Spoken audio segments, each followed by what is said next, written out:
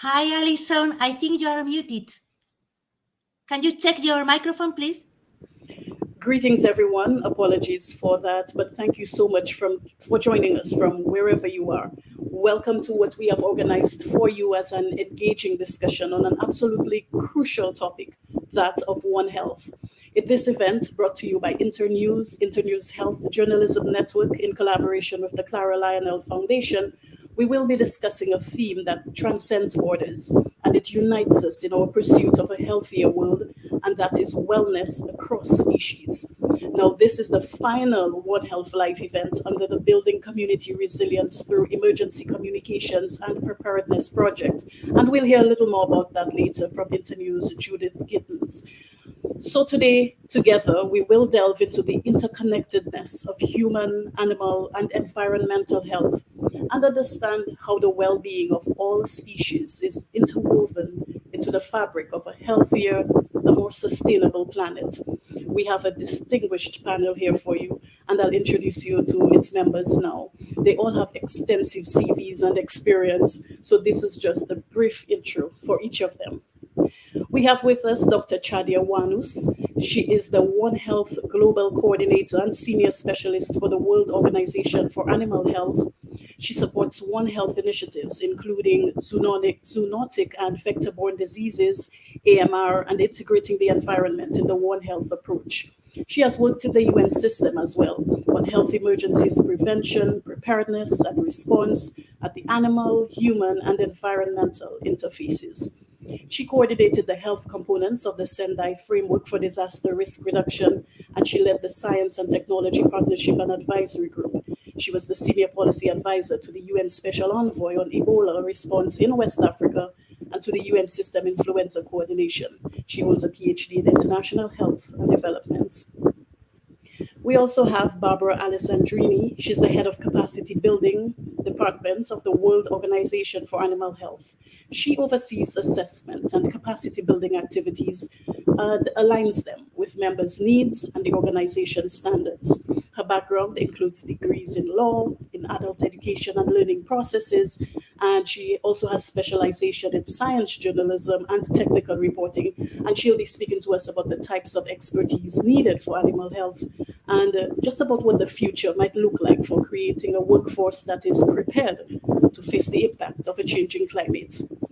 We also welcome Dr. Louis Barcos. He's a veterinarian since 1983, and he has expertise in cattle management and health. He has worked extensively in genetics, reproduction, and health across various cattle breeds and regions in Argentina. He has experience in the private sector as a vet, in the federal public sector as president of the National Service of Agri-Food Health and Quality, and also in the international sector as he negotiated on behalf of Argentina with over 70 countries to gain market access in connection with sanitary and phytosanitary matters.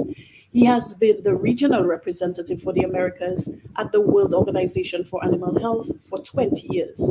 And he will discuss animal health with us, and that is animal health in the Americas. And we are also delighted to have Dr. Pablo Plaza with us. He's the main scientist in a new study, really new, fresh off the press, published by the Centers for Disease Control and Prevention, the CDC, about the highly pathogenic avian influenza virus worldwide. He's a biologist and researcher at CONICET, Argentina's primary institution for scientific research. He has published extensively on avian influenza, and I know he'll be sharing with us some of his findings, his worries, and recommendations today. So we thank you to our esteemed panelists, and just to give you a quick rundown of the itinerary, we will hear from them as part of a roundtable, but before that, we will be hearing from Dr. Chadia Wanu and Barbara, who will give us our 10-minute presentations. And after our roundtable discussion, you get the chance to have your questions answered by our panelists. And just before we wrap up, we'll hear from Internews' Judith Gittens as we draw the curtains down on what has been a very important series on One Health. So Dr. Wanu, without any further ado, I hand you the virtual floor. Thank you so much. Can you hear me well? Yes, I can hear you clearly.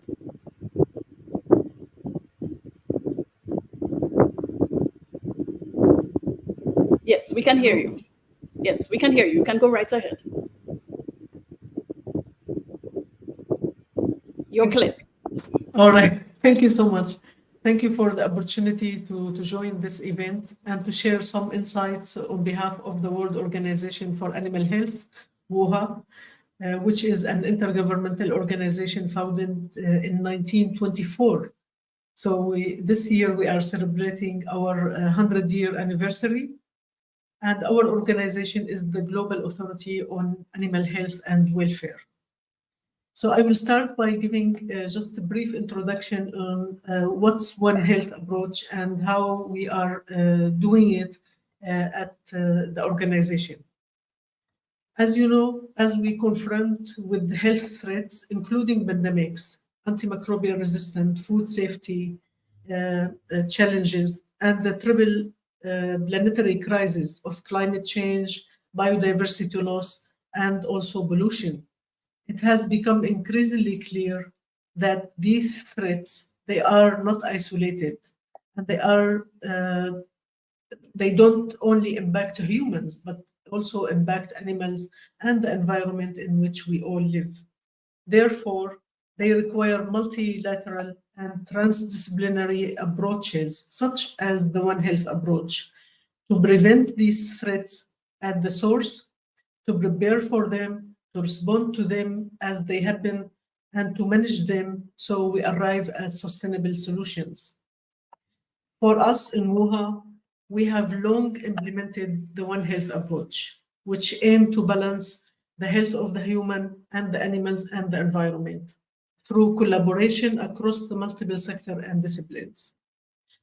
One example of this is the quadripartite collaboration on One Health, which consists of 4 organizations, which are the Food and Agriculture Organization of the UN, FAO, the UN Environmental Program, UNEP, the World Health Organization, WHO, and of course, the World Organization for Animal Health, WOHA.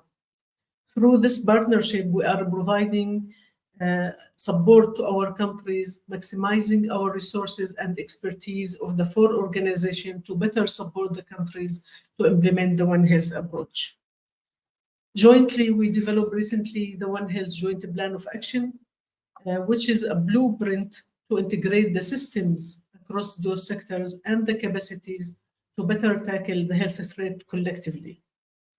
This plan is guided by 3 pathways of change to ensure that we arrive at the impact that we are better prepared to prevent these threats and to deal with them as they happen. And these pathways are, first, we need policy, legislation, advocacy, and of course, financing. And the second pathway, it's we need the implementation, the organizational development, the sectoral integration, and the coordination mechanism to make this happen. And the third one, we need the data, the science, the evidence, and the knowledge to be the foundation of our One Health interventions. This plan, the One Health Joint Plan of Action, it has 6 action tracks.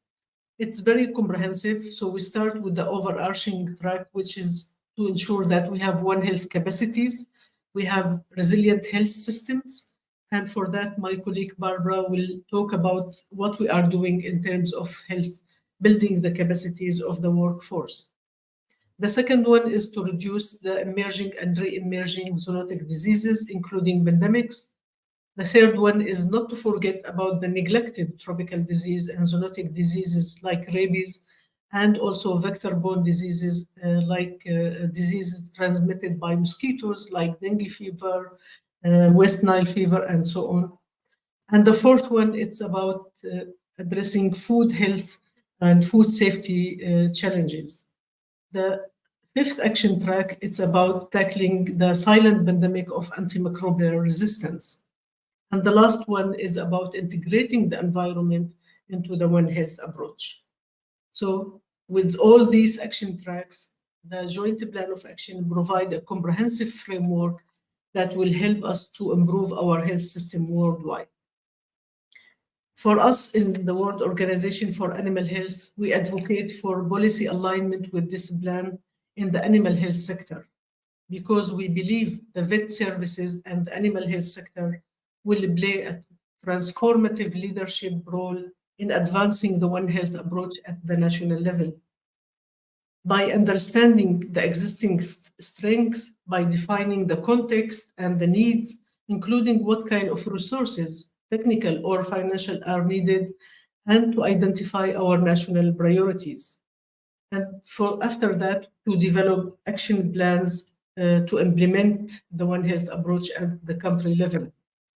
Therefore, the World Organization for Animal Health is calling for increased investment to enable the vet services to scale up this under-resourced workforce and to ensure effective implementation of the One Health approach and the policies and strategies in the animal health sector.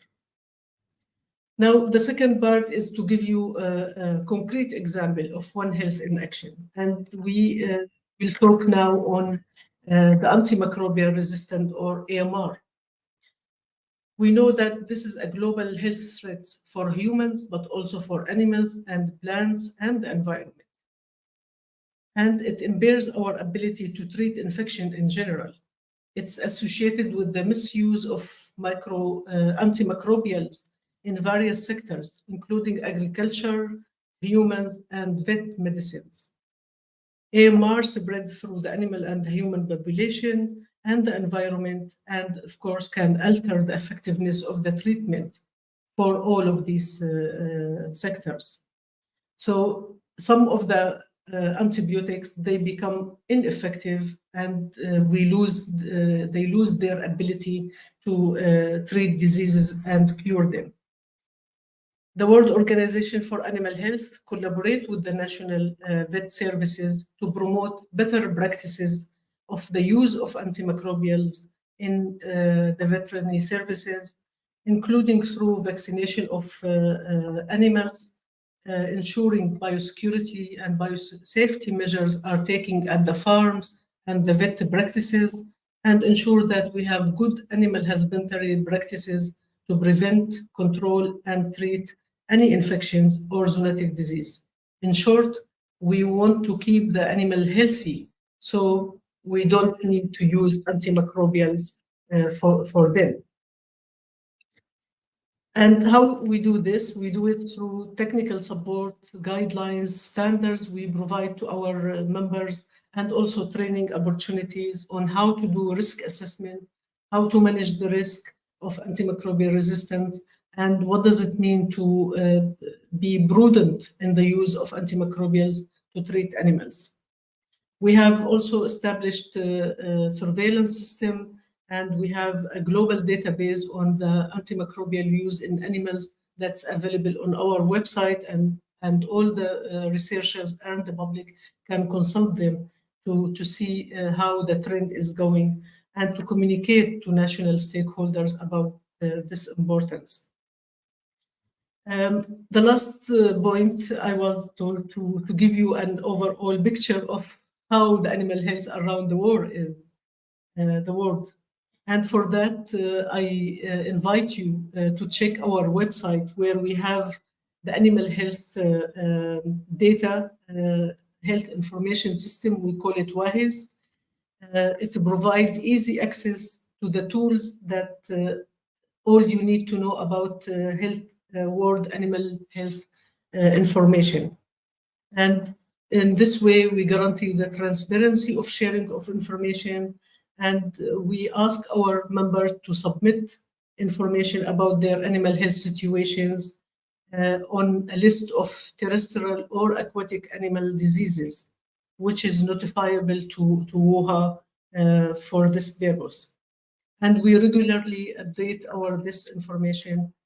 And for that, we have three categories of information available to us through essential tools. The first one is the early warning system. So immediately when there is a health or health situation or disease in the animals, member countries, they notify WOHA of the situation.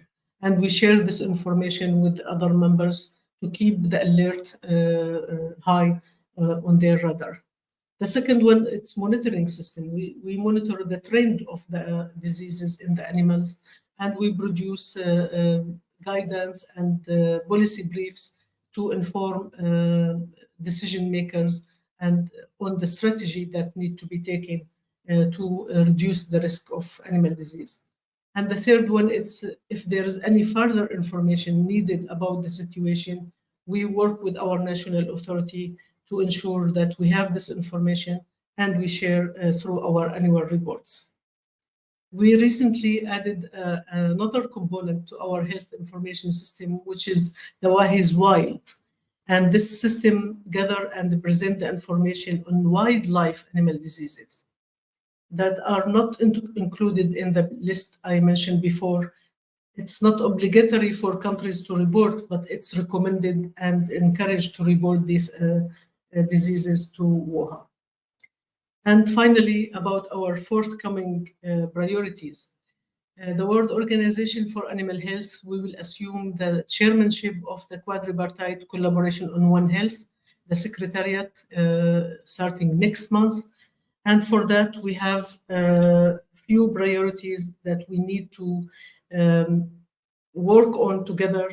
And this, first, we have to support countries to implement the One Health Joint Plan of Action. Second, we need to advocate for domestic and international resource mobilization to invest in all sectors equally and ensure equity in the distribution of financing. The third one is to support capacity building development and initiatives, and to continue to engage in the political forum like the G20, G7, that are critical for keeping the momentum for the One Health implementation. And of course, we have to do this through our collaboration and partnership, first with the countries and with other relevant organizations and associations around the world. And of course, including the media personnel. To successfully translate this aspiration to a tangible and concrete outcome for the health of all and for safer world for all of us. Thank you so much. Thank you so much for that really comprehensive take. I don't know how you packed all this into just short space of time, but you managed to cover a lot, including the importance of sound policy, advocacy, and that all important, something we cannot ignore, financing to ensure that these are possible. And also, thanks for your example of One Health in action. And we'll move right along we will hear from Barbara next. And just as a quick reminder, Barbara is the head of capacity building the capacity building department at the World Organization for Animal Health. So she'll speak to us about the types of expertise that's needed for animal health and what the future looks like for creating a workforce that's prepared to face climate change. So Barbara, the floor is yours. Thank you so much. Good day, everybody. I decided to start with a small story that is quite old. I need to speak about future, but I want to learn from past mistakes. So I want to tell you, and I'm just trying to speak to this audience of communicators, journalists, etc., as it has been my first job more than 30 years ago. So I was a very young journalist that was working for a veterinary research center, an official veterinary laboratory in Italy. And we had human cases of anisakiasis in humans in a sea city where eating raw oily fish was an old tradition. So what did I do? We needed to educate fishermen not to throwing fish and trays in the sea waters to interrupt the larvae cycle. So we decided to make a short documentary TV show to explain that anisakis, I still have the words by heart in my brain. Anisakis is a parasite living in fish and marine mammal stomach that excrete eggs in water, and blah, blah, blah, the whole life cycle of this larva. I decided to show the anisakis. I decided to show the larvae migrating from fish stomach to mussels because maybe I wanted that consumers were able to recognize, but the target was fishermen that should be educated not to throw things in sea waters during their fishery practices. So I made such a big mistake. Was I competent? I guess not enough. And I think that I realized in that occasion that risk communication is a discipline, and risk communication requires a lot of competencies. I guess if you are here and if you are following this video, you too believe that you want to gain competencies under the One Health umbrella, because all of us need. As professionals, I do believe that you are stakeholders of the One Health systems. And so I wonder if you have asked yourself, which is your role, which is your position in the stakeholder map? How can you contribute, assist, from one side decision makers and on the other side engaging community? Where do you look for information? How do you verify your sources? How do you build your stories, considering different angles, perspectives, including more sectors, etc.? And which tools and means do you use to find information and deliver your story? How do you differentiate information for knowledge sharing, information for action? For example, I have read recently that social media are not considered anymore networks, but that they have become passive means where people go and look for information, news, etc. They have replaced radio, TV, newspaper with social media, but they do not comment actively anymore, or at least not as they used to do in the past. Let's forget haters, etc. But what I'm trying to say is, are you prepared to face this challenge, play an active role under One Health action? What do you need to know? What do you need to do? This is probably what today all health professionals that work under public health, veterinary public health, environment protection, wildlife protection, ask themselves. What do we need to know, and what do we need to do better to work under a One Health approach? I have some words or some concepts that for me are very much relevant to address this topic today. So let me just make a list, a wish list of topics to be performant on. Data and information sharing and access to information capacity. System thinking capacity. Collaboration. What can I do for you? How can you exploit what I do? This means work under a collaborative approach. And to do that, we need leadership, we need ethics, we need transparency. And let me tell you another story. Meeting with the Minister of Agriculture of a country complaining because a neighboring country did not want to remove trade barriers. Well, that was the answer. How can you expect that this country removes barrier if your country reports human cases of Rift Valley fever and the same disease in animal is not reported to WOA. The Rift Valley fever, for you to know, is a viral hemorrhagic fever that affects domestic animals and that can cause illness, sometimes death in humans, and is transmitted through contact with blood, body fluids, during butcheries, during slaughter, during practices to take care of animals, etc. Sometimes also through the bites of infected mosquitoes. So what if that country had had a One Health system in place? For sure, veterinary authorities and public health authorities would have worked together, would have collaborated. Data would have been shared, actions would have been taken in common to protect humans and also to assure healthy and safe trade and international trade. So you can see, you can perceive how the benefit of a One Health approach impacts not only on human and animal health, but also on economic aspects as well as protection of environment. Because of course, working under a One Health approach requires also competencies in understanding the impact of what we do, for example, for animal productions with reference to environment. So when we talk about competencies for One Health, we need to identify and to have in mind the stakeholder maps. So we need to identify the target population, we need to identify the beneficiaries and define the sets of competencies that are needed. So let's talk about for a few minutes of policy and decision makers. We have at WOA a competency-based training framework, and in developing our training, we also consider the highest level of target for us is the WOA delegates that normally represent the chief veterinary officers. In 95% of cases, it's chief veterinary officers at country level, so responsible for veterinary services. But we also consider wider and broader approaches, including policy and decision makers. So for them, for example, what do they need to perform, to do in an appropriate way to be successful under a One Health approach?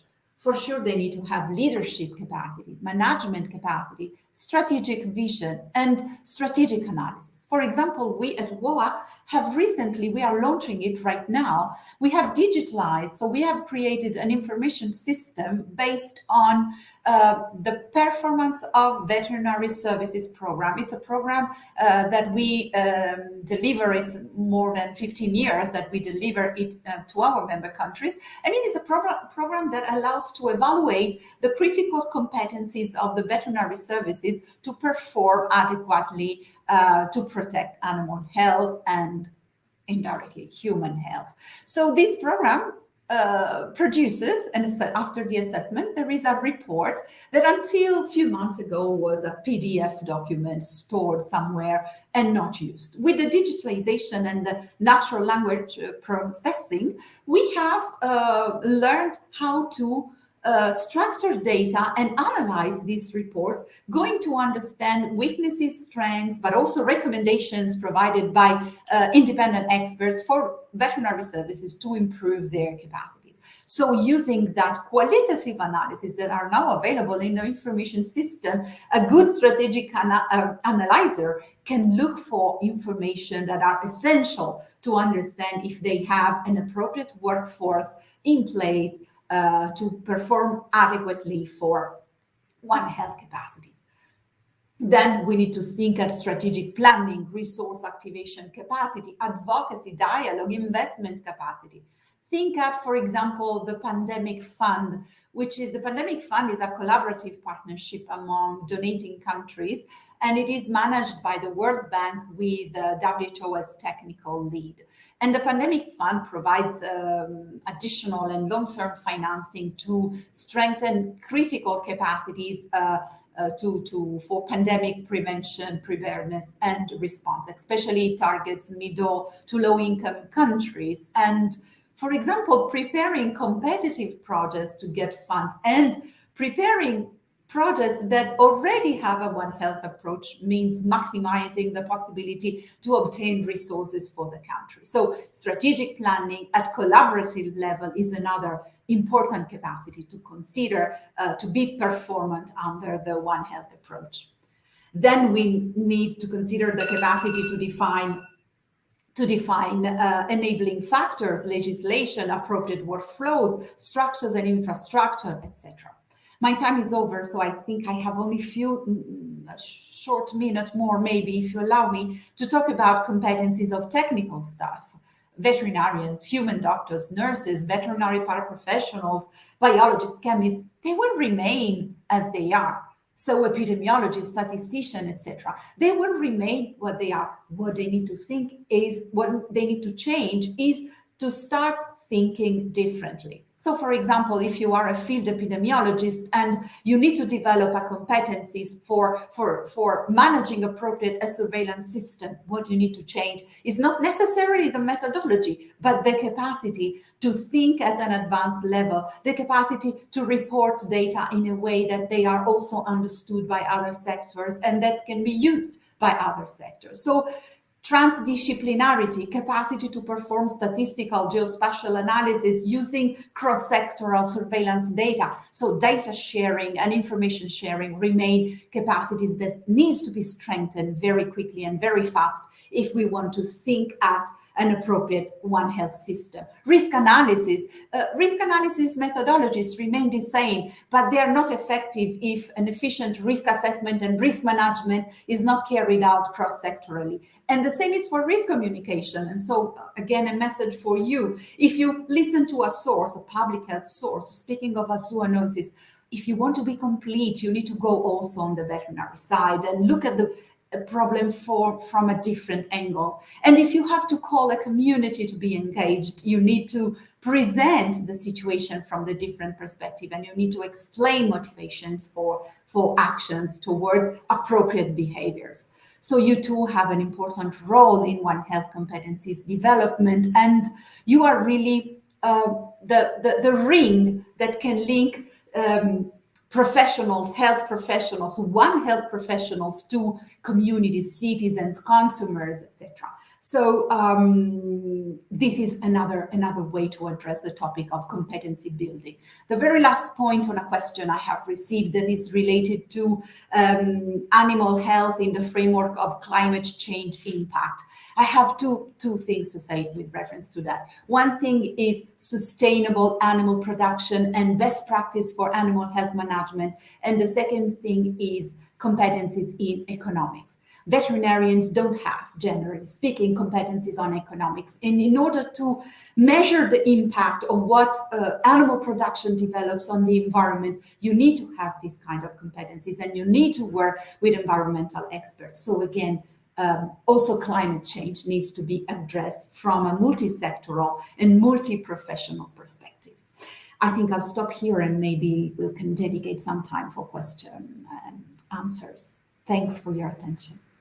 Yes, and thank you so much for that and for speaking so adequately for journalists like myself about capacity and competency building. And as you say, just bridging these communities, because we're talking about bringing together animal health, human health, the environment, and we've got some really salient points right there and just how we can approach this more comprehensively. So thank you for that. And we will begin right away with our round table. We heard from our two featured speakers, and right now we'd like to bring in Dr. Pablo Plaza. And we told you earlier that he was the main scientist, one of the chief author in a recent study on the highly pathogenic avian influenza virus. And so, Dr. Plaza, your study, it is significant. Can you tell us a little bit about it and maybe how this research contributes to our understanding of this interconnectedness that we are speaking about today? Well, good presentations. I agree with both speakers. We are studying highly pathogenic avian influenza, and we believe that production systems are behind the underlying reasons of this pathogen emergence. It is important to know that we are experimenting the most severe panzootic in the last years, with several species affected by this virus, especially birds, but also domestic and wild birds, but also mammals. Currently, I am studying how the underlying reason behind the pathogen emergence, such as production systems. For this reason, I consider that it is very important the One Health approach, taking in consideration the interface between domestic and wild animal, but also human health. And in the current economic paradigm of continued growth, where the system looks for profits, there are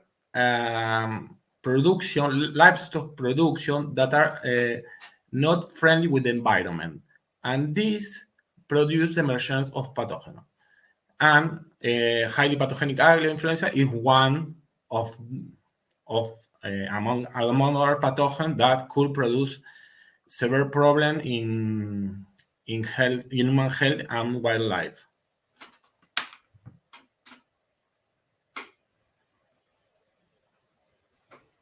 Thank you for that. And just building on what you said, and you made reference to the global scope of your study, the fact that this transcends boundaries. And you spoke to some of the major concerns and the challenges posed by this avian influenza virus. So how then do you apply the One Health approach to address these concerns? Well, it is a good question, because we are talking about One Health approach, and we understand that domestic animals, wild animals, and human health are related.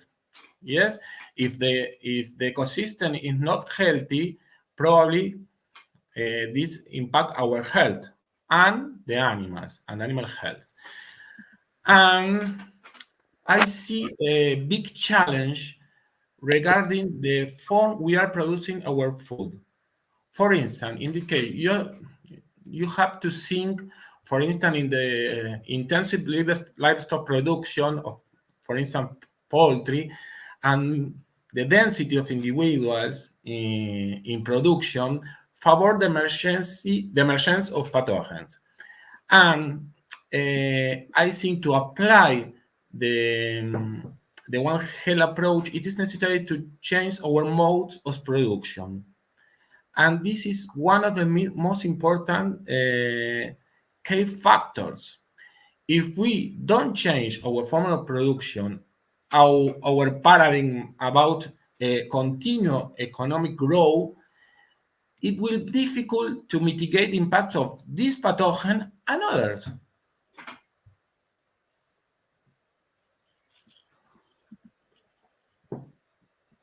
Thank you so much for that. And I just wanted to bring in our next, we haven't heard yet from Louis, so I wanted to bring him in right now. And of course, his expertise is in the area of cattle. He has vast experience with cattle. So I wanted to just ask him, with that experience in mind, cattle management and health, could you shed some light for us on some of the challenges and opportunities in ensuring animal health in the Americas? And maybe how does the One Health approach play a role in addressing those? Thank you. Thank you. It was a pleasure to listen the previous speakers. It was a fantastic approach. And the question is how we implement at the field level all the set of the regulation that we already have. We have, for example, our organization, WOHA, make a standard for animal health, animal welfare, good practices at the field level in dairy, in poultry, and in many different animal species. And the challenge is how we implement at the field level and in the collaborative way the different standards that we already have available. One thing that is crucial, any organization, private or public, could do alone and could solve alone this challenge about One Health.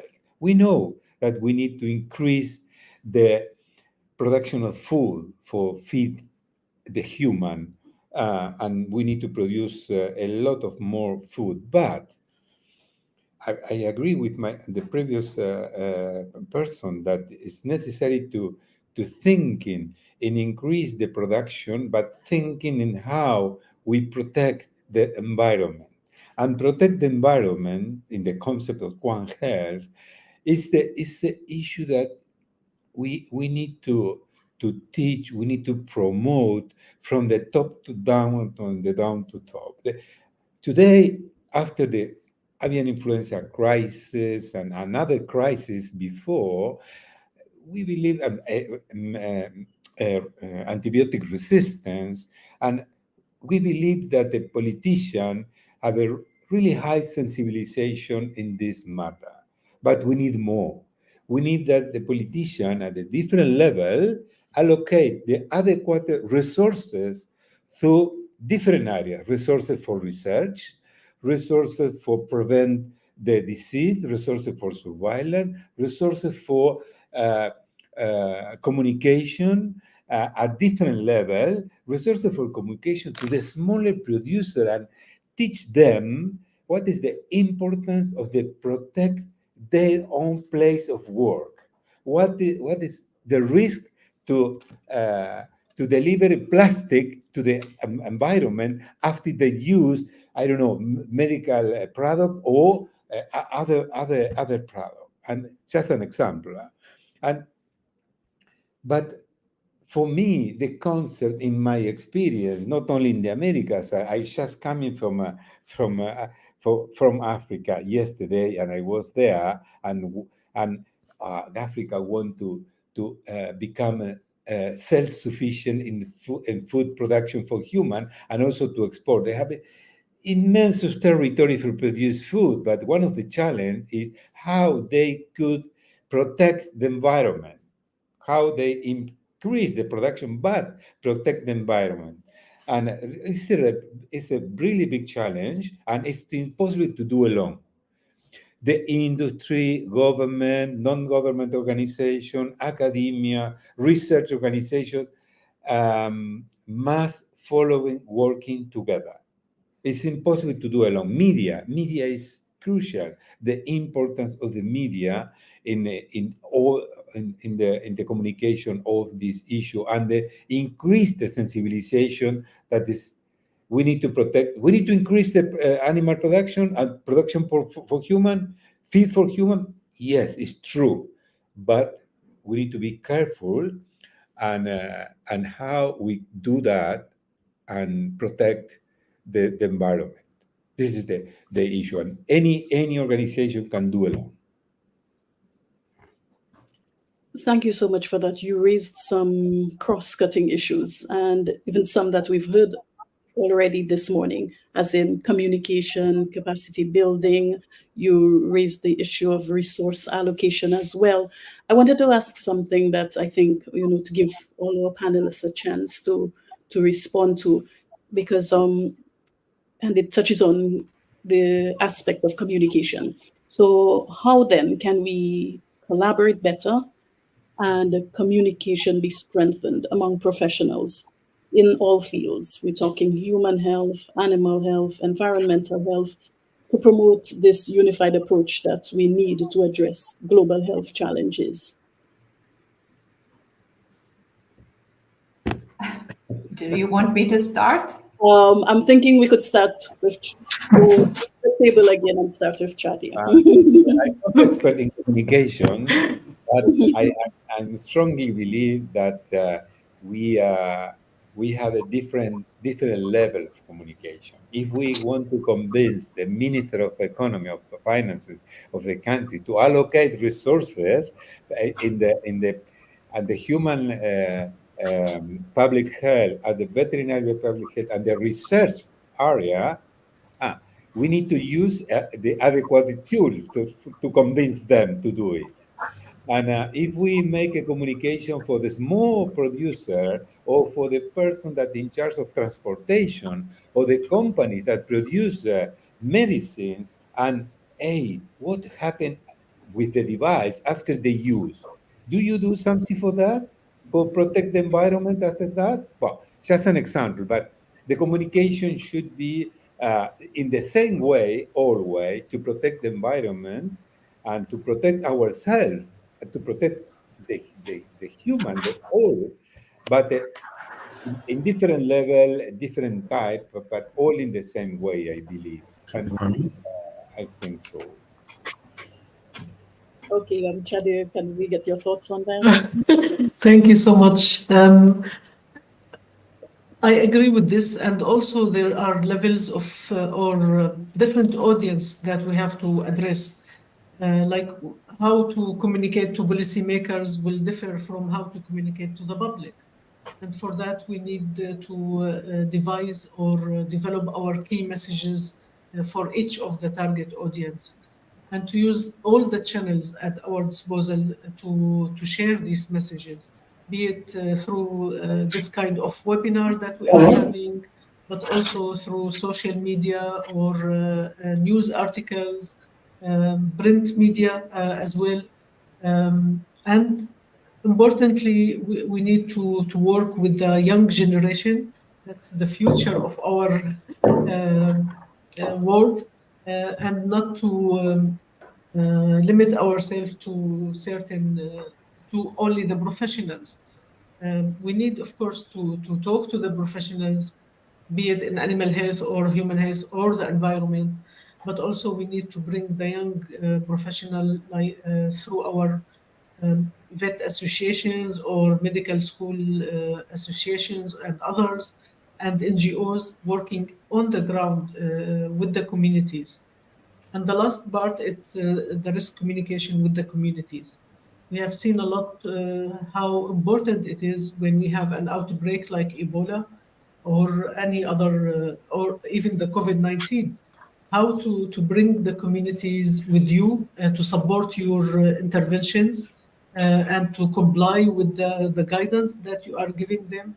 If you don't give them enough information to convince them of the importance and the value of doing this, and how also they contribute to the overall um, outcome. It's not just we are an isolated village, but we are all connected in this world, and whatever is happening in one place will have a ripple effect on the others, especially in pandemic situations. Thank you. Okay, I think we can hear from Pablo, and then we will take our former journalist. Oh, well, I am thinking when I heard my partners, I agree with all that of them, with all of them. But my big question is, how could change the economic system uh, to reduce environmental consequence? And I think that young people and the new generation are aware about the problems that some productions or the uh, and the problems that produce or form of production, or for instance, like Luis says, about the plastic, about the toxic, about heavy metals in the environment. And the problem, I think, is to convince authorities, and like Luis said, economy minister, for instance, convinced to change an economy based on profit that produce environmental damage to a healthy economy that increase production without harm the ecosystem. And I think that this is the big challenge for academia and health authorities and many organizations. Because I need that the people, that youngs, are aware about the environment. I see a lot of organization to defend against contamination, against plastic, and I think that the big challenge is to combine authorities. And thank you so much for that. And we just go over to Barbara next for her thoughts. Right, so we'll address the question on collaboration from the educational perspective, from the capacity building perspective, simply saying that we need to invest on capacity building, and continuing education programs can allow to switch the angle of the existing workforce. So we need to invest, and we need that countries invest on capacity building or of their One Health workforce from one side, but from the other side, as Chadia said, we need to think at the future generation. So we need to ask ourselves if and how the curricula of the professions that are involved under the One Health umbrella. So I'm not thinking only at veterinarians or human doctors, but really at the big and differentiated workforce. We need to ask ourselves if these curricula are sufficiently developed in order to develop these capacities that can help approaching the One Health angle. So reviewing curricula, investing on capacity building, and planning continuing education can assist us in driving change for today and the close future, but also look at a little bit more ahead and think at the future generations. Okay, thanks for that. And Pablo, you know that your findings of the latest study, they're fresh, they're new. There are lots of questions on that. So 2 questions have come in specifically for you on that. And firstly, is H1N1 a risk for humans because of the different species of mammals affected? You made reference to the mammals in your address a short while ago. Oh, you're muted. Your mic is muted. Well, in this, we performed this study to show that the highly pathogenic avian influenza is expanding its distribution. Previous waves of infection, in the previous wave of infection, there was reports of mammal infected with this pathogen, but currently in the current pathotic, the number of species increases. There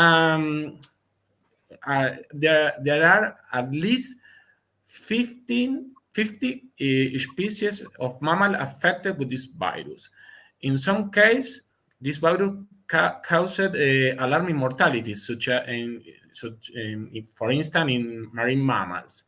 For instance, the sea lions were severely affected by this virus. Moreover, there are some mutations in the virus that could help this virus to replicate in mammals. I think that the risk of a new pandemic in human is low. Today is low. But we need continuous surveillance to know what is happening, because the virus is changing. It is expanding its distribution, and it is affecting a great number of wildlife species, birds and mammals. And we need to be alert Because while the risk of a new pandemic is low now, but the virus is close when affect mammals. It's close to humans. And just as a follow-up, I'm happy you touched on the risk of a new pandemic, because I think all of us, just the thought of another pandemic is already just instilling some, level of anxiety. But of course, that's the whole purpose of why we're here and talking about this nexus between these three areas: plants, human, and environmental health. Follow-up.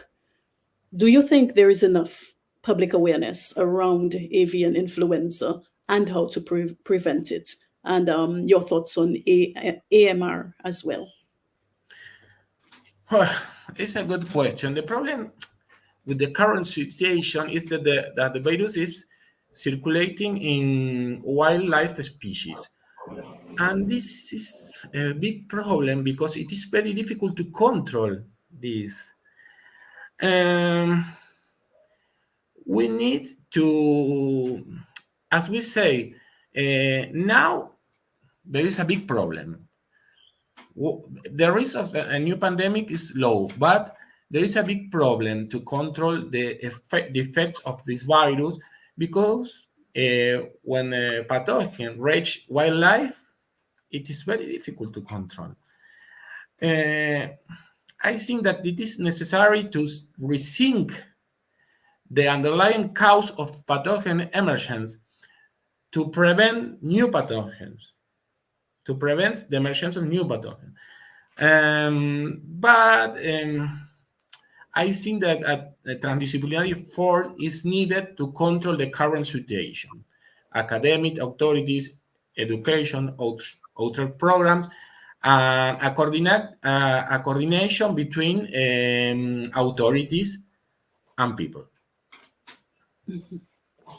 Okay, we have a question here that I think Chadia and Lewis would well placed to respond to.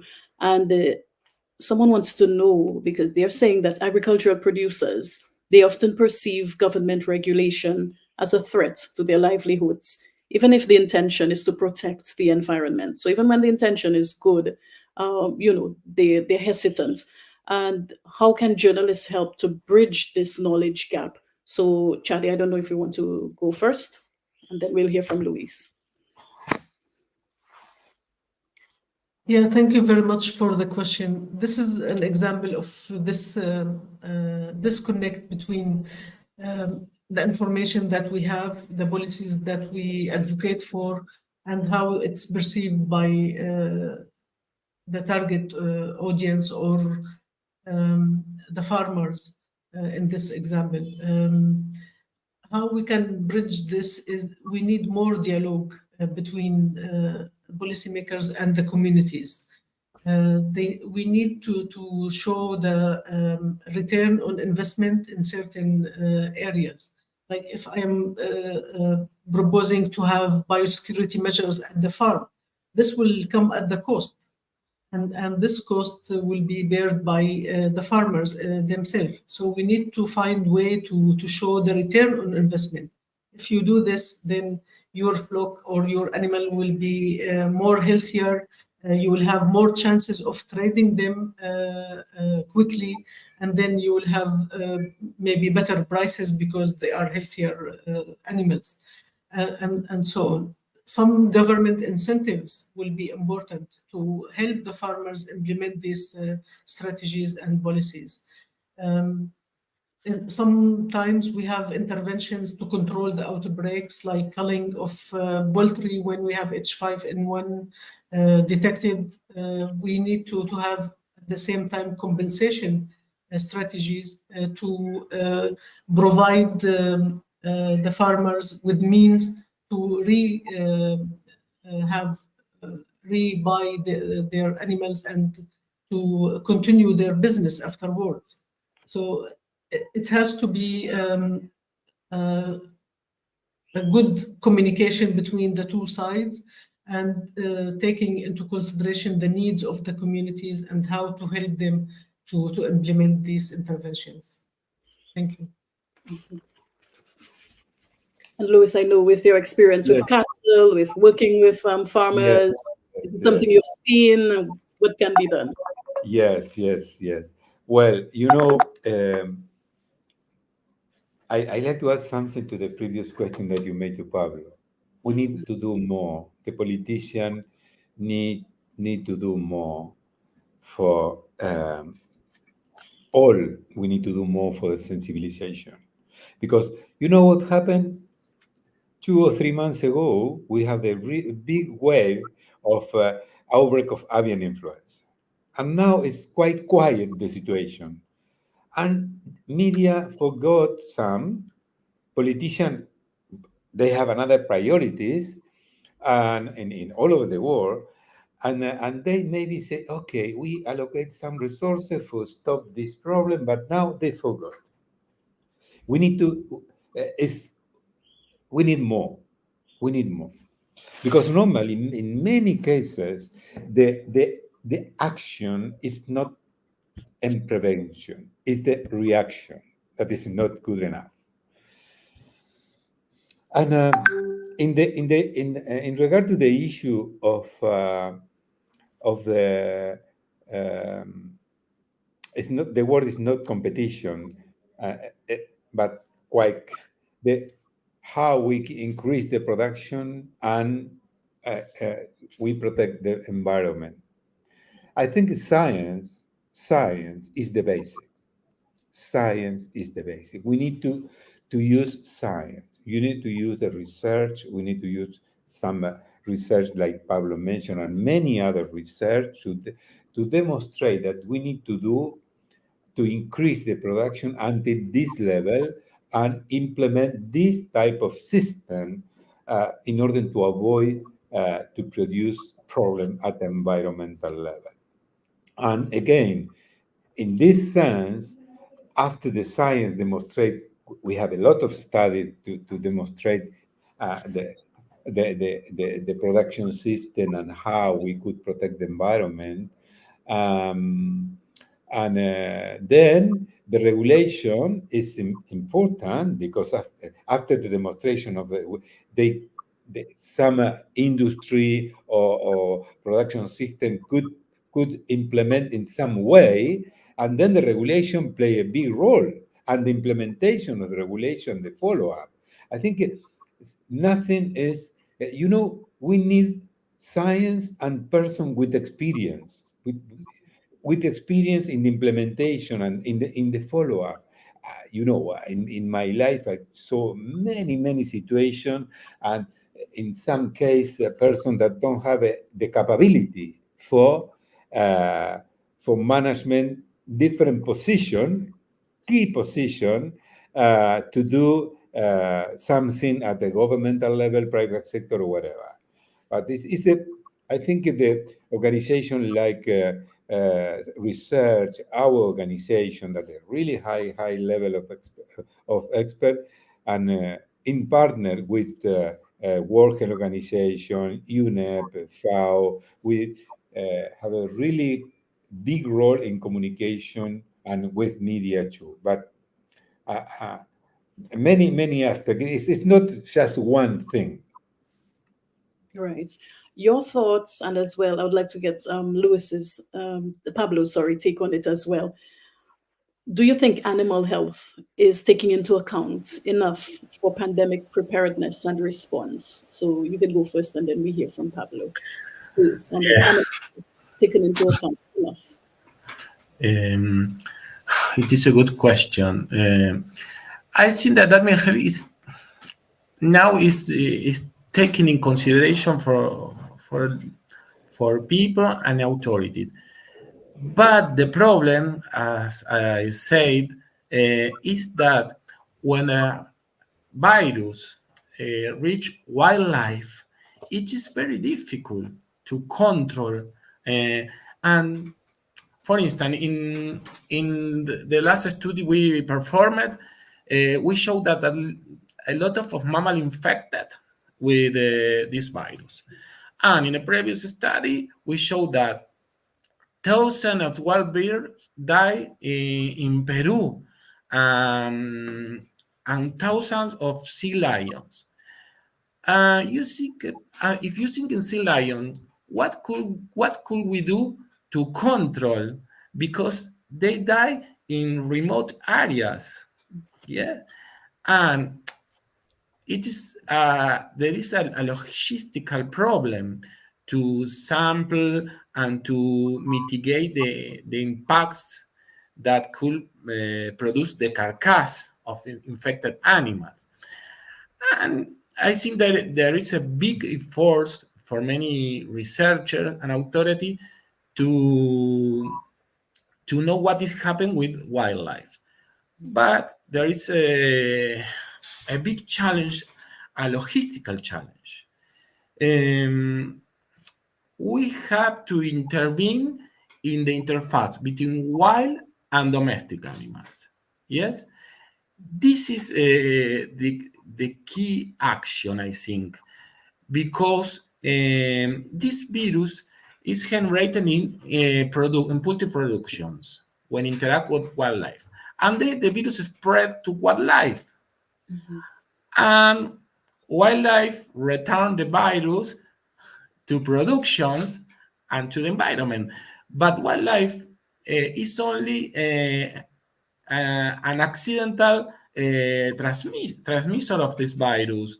The problem is the places of the sites where the virus is generated.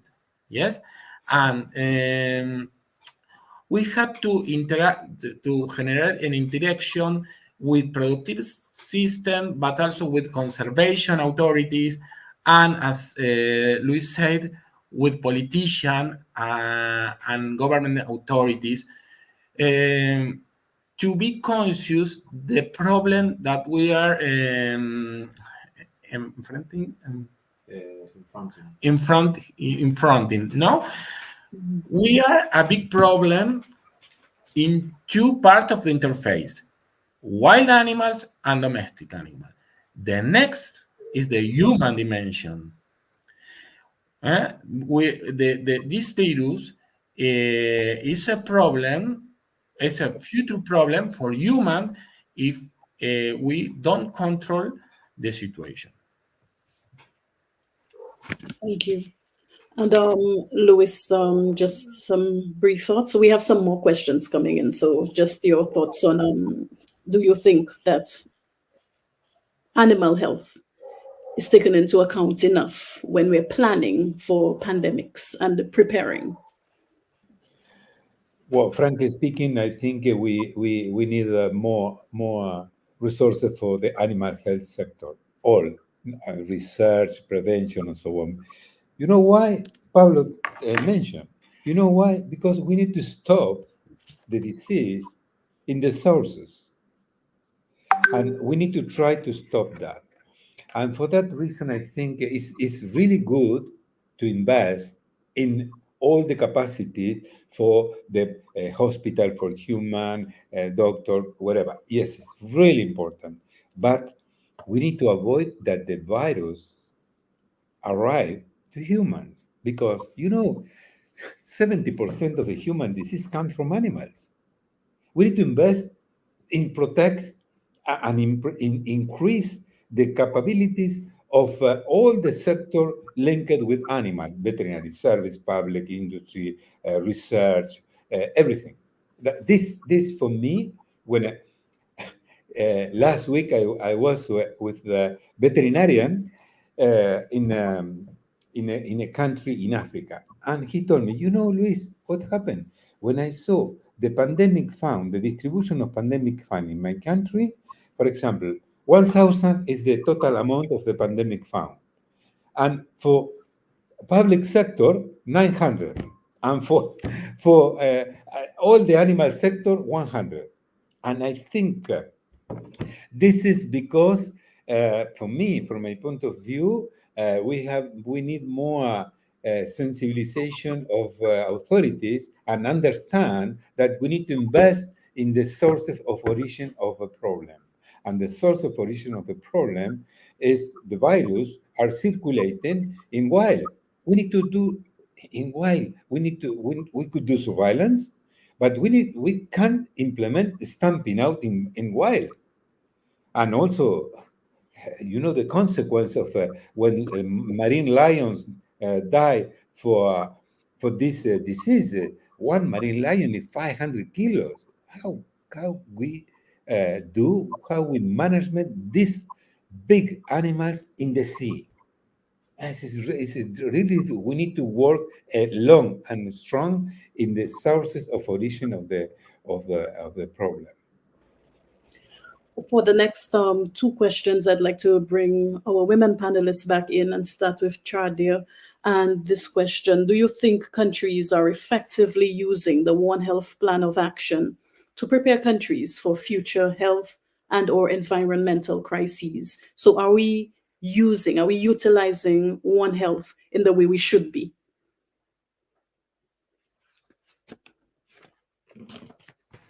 Yes, after we developed the joint plan of action and published it last year in October 2022, and then we immediately started to develop the implementation guide.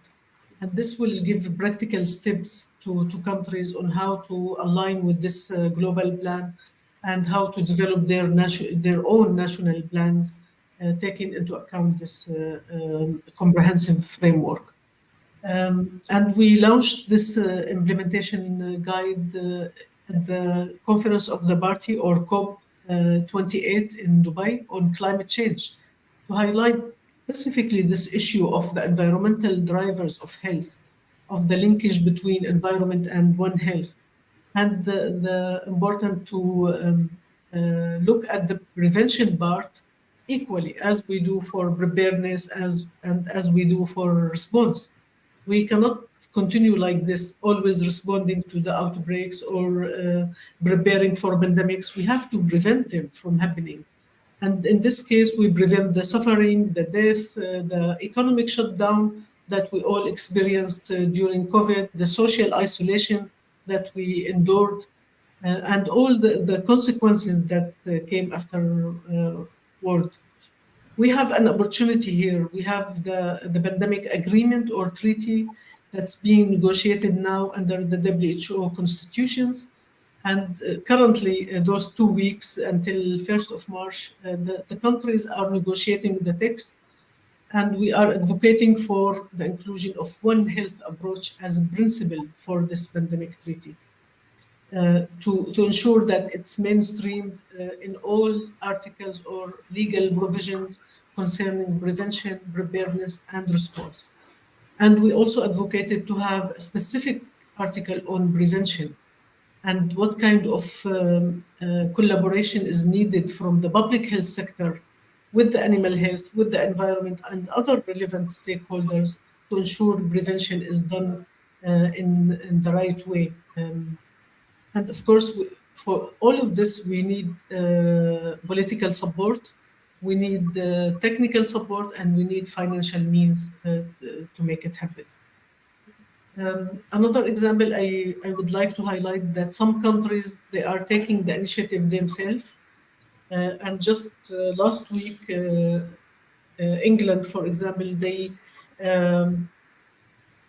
passed the law on, they call it biodiversity net gain law, which they ask all development, either for roads, for factories, for any kind of development project, to take biodiversity into account, and all the habitat that were destroyed because of this development project to be reconstructed on the same site or another, and also to ensure that we have a gain of 10% of biodiversity afterwards. So in short, we have to do our development project taking into consideration the nature in this, and ensuring that we don't destroy our habitat, which is land use change is the major driver of pandemics. And we have to do something about it. And this one example of regulations and law, of course, we need to enforce them. We need to support companies and entities to comply with them. So I think A lot of countries, they are coming forward and they demanding to implement the One Health approach. And we are supporting them through the quadripartite collaboration. But we need also the other stakeholders to be with us in this effort. Thank you. And Barbara, is there a capacity building angle to this as well? Because if the question is, are countries effectively using One Health? Do we have to build capacity now to be more effective? Indeed, the quadripartite joint plan of action really dedicates lots of efforts to define frameworks from learning need assessment to impact assessment of training. So there is plenty of resources in terms of scoping documents, competency descriptions. There are programs being developed for countries to learn how to scope a One Health roadmap, like the national bridging workshops. There are competency framework, there are workforce assessment and development tools. So let's say that resources to be taken, to be used at country level are really very many.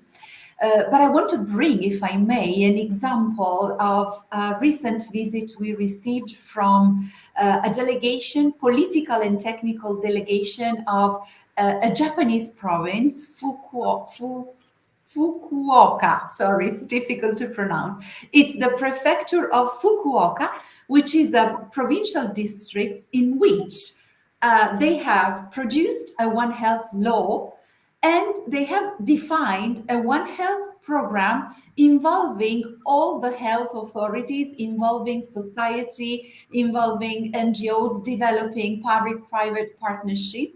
And one interesting thing is that they also have developed what they have called One Health certification, which for me is really a genial idea to advocate for One Health approach application. So what is this One Health certification? It is for hospital, it is for veterinary services, it is for laboratories. So it's a kind of label, it's a kind of badge that health and other authorities, institutions, academia, etc., that apply the One Health approach can use to self-declare and self-certify that they are compliant with the One Health approach. So a small, I don't know how big or small it is, it's a province, so it's not a national example, it's a local example, but I think it's, you know, a way forward. It's something that demonstrates how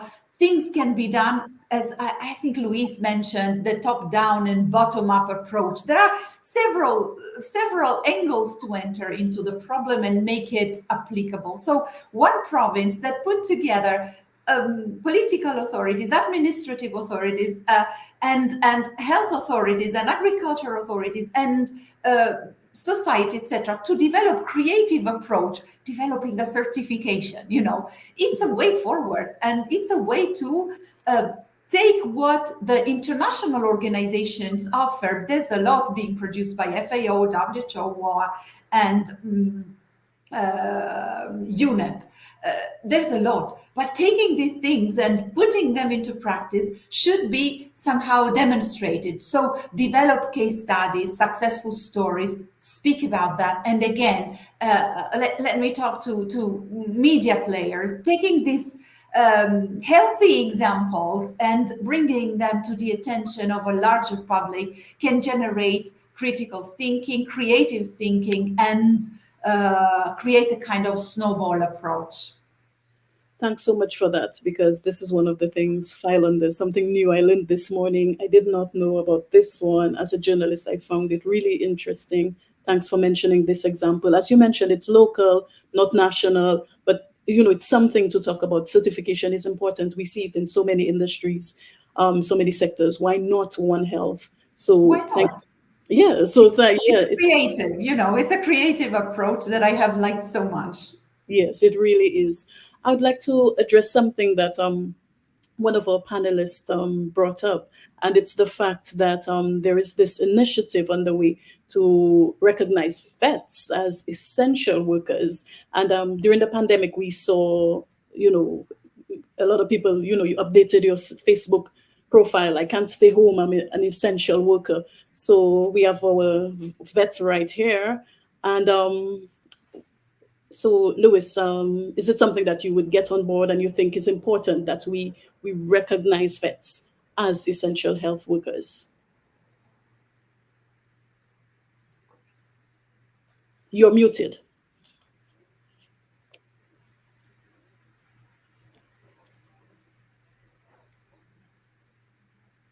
No, we can't hear you as yet. I think you're still muted. Yes, now. Great. Can hear you. So talking about what? Yes. So the classifying vets as essential health workers. Yes, but we can say only vets. It's not possible. It's more than that. It's more than that. Because vets are important, of course, but vets work with other person. With vet work with technician, with the owner of the animals, with transport, with the owner of the transport. It's more than vets. We need vet, of course, because they have a scientific knowledge, medical knowledge, but it's more than that. I'm a vet, Yes. but it's more than that. Yes. We need to enlarge the communities. We need to enlarge the person that is necessary to work together in this field. Okay. For example, just an example in the movie that you show now, Mhm. maybe the lady that you showed before is not the vet; it's biologist. It's have another background, but it's more than vet. It's more than. Thank you. I appreciate that. And maybe Chadia could chime in here and your thoughts on recognizing vets as essential health workers. Yeah, thank you so much. I agree that we need to have all the health professionals and also the supporting professionals being working in logistics or transport or other means. But importantly, we feel that the vets or the vet services are not well recognized as health professionals. And for that, the World Vet Association, they came up with this initiative to ensure that they are recognized as health professionals. And why this is important, I give an example in the COVID-19 pandemic. Many of them, they contributed to the response to the COVID-19, although they are not medical, public health or medical background. Through their vaccination campaign, through the contribution to community engagement efforts and risk communication, all of this. Also the labs of the vets, they were contributing to test the samples from the humans for the COVID-19, because we need to use all the capacities in the countries to support the response efforts. But after the pandemic finished, these contributions were not well recognized. And I think we need to change this mentality to ensure that everybody has the credit for what they contribute to the work. Being an essential health worker means also that you have to be prioritized for receiving the protection during the response to the pandemic, receiving the personal protection equipment like mask, face mask, or gloves, or other means. But if you are not recognized, you will not be able to access them, especially in the times of short stock of these items. And the same for vaccine. If you are not recognized as essential health workers, you will not receive the vaccine first. So if you are responding to the outbreaks or to the pandemic, but you are not recognized, how you can protect yourself? So I think we have to support this initiative, and we have to support our vet workforce because they are at the front line of prevention, but also contributing to the response. Thank you. We want to touch on a very important topic before we leave, and that's gender. And I would like to bring in Barbara. But first, I don't know how I could have forgotten, but Pablo is a vet as well. So, Pablo, your thoughts? I am a vet Yes. with a PhD in biology. Yeah, that's And what I agree with all, especially with Luis. But the veterinary medicine, it is very important because it's a big part of the picture. Now we are experimenting a panzootic that is a pandemic in animals. No, for this reason, veterinarians are very important, but joined with biologists, social researchers, because we have to address a lot of issues related with socioeconomic systems. And for veterinarians, it is very difficult to understand some social aspects of the current situation. No, but I think that more minds, better for humanity and health. That's excellent. And just before I hand the floor over to Judith, I just wanted to bring in Barbara quickly because we can't leave without at least touching on gender, right? It's a really, really important topic. So, Barbara, the floor is yours.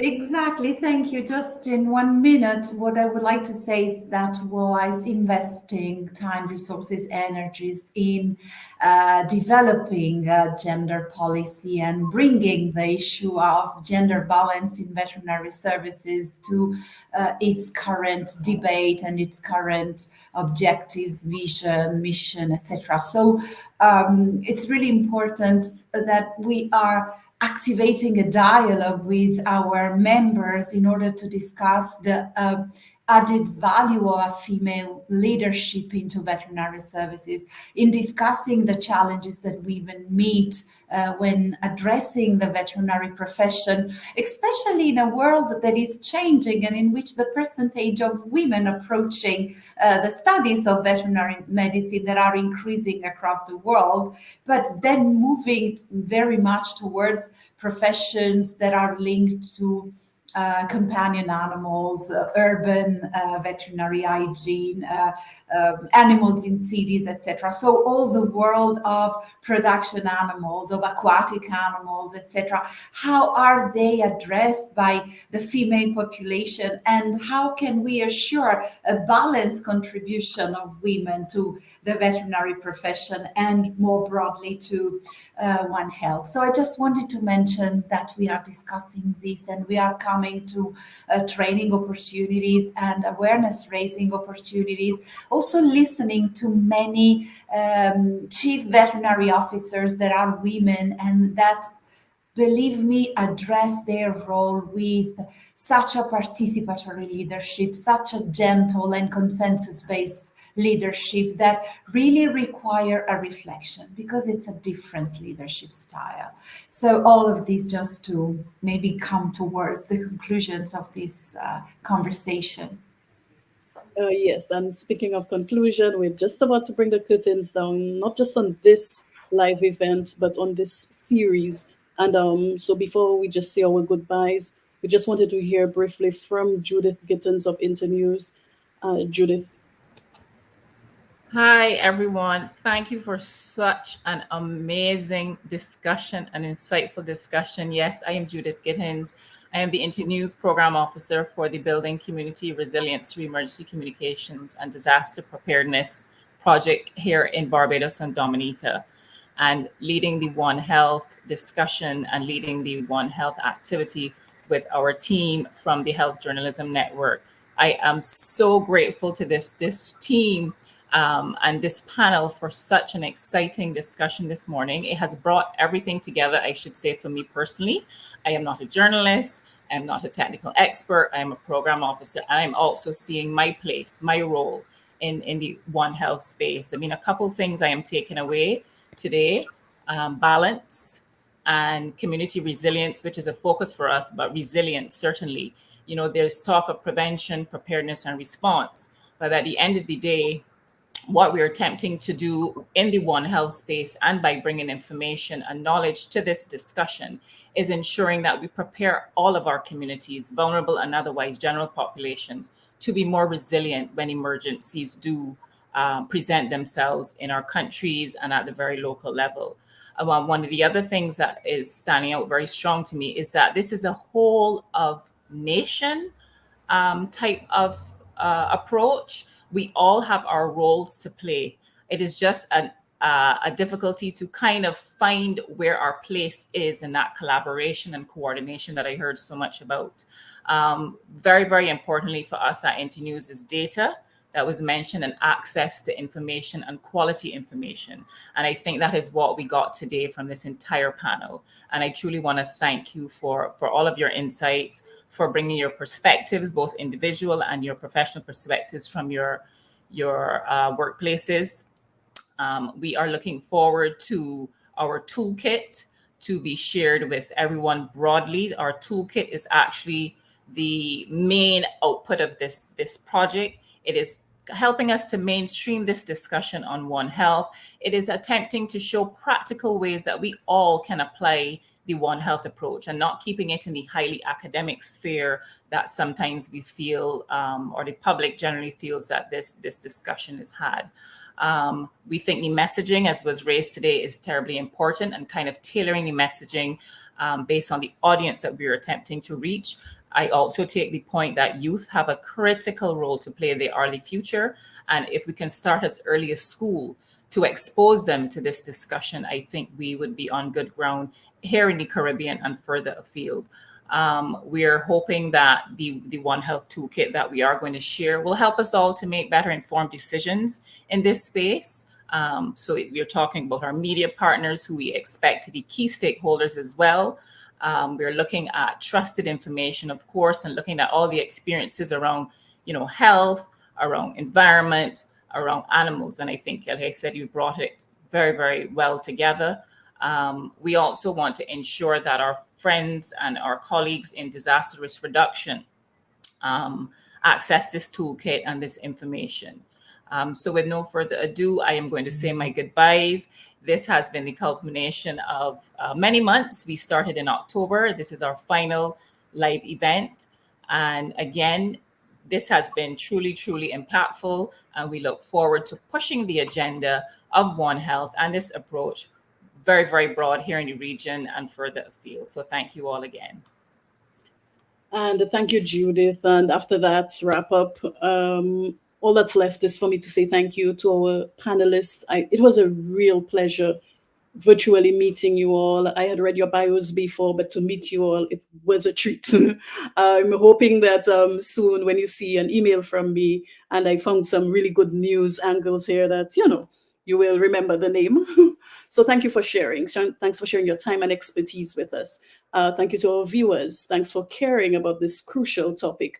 And please follow Internews and the Internews Health Journalism Network on the various platforms. They're on LinkedIn, Facebook, Twitter. There is a lot of information, a lot of resources, including that incredibly useful toolkit, all intended to make our planet a healthier and more sustainable place. So I'm Alison Kentish, and I thank you. It was a pleasure moderating this discussion.